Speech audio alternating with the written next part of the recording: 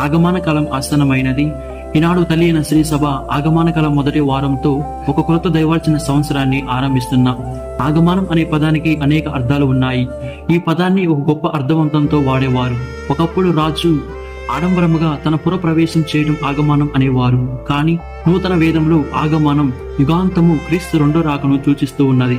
శ్రీ సభ ఆరాధన జీవితంలో ఆగమన కాలం అంటే క్రీస్తు జయంతి పండుగకై సిద్ధపడడం మాత్రమే కాకుండా మరీ ముఖ్యంగా క్రీస్తు యొక్క రెండో రాకకై నిరీక్షణతో వేచి ఉండే కాలం. క్రీస్తు మనుషుడిగా జన్మించి మనుషుల మధ్య విచ్చేస్తాడు. మనుషులకు తీర్పు చేయడానికి విచ్చేస్తాడు. ఆయన మొదటి ఆగమనం పశుపాకలో జన్మించాడు. కానీ ఆయన రెండవ ఆగమనం మహిమాన్వితమైనది. కాంతి కిరణాలు వెదజల్లుతూ రాజకిరీటాన్ని ధరించి దైవదూతల సమేతంగా విచ్చేస్తాడు. క్రీస్తు మొదటి రాకతో తృప్తిపడి ఊరకుండగా ఆయన రెండో రాకకై మనం విశ్వాసం, నమ్మకం, ధైర్యంతో ఉండి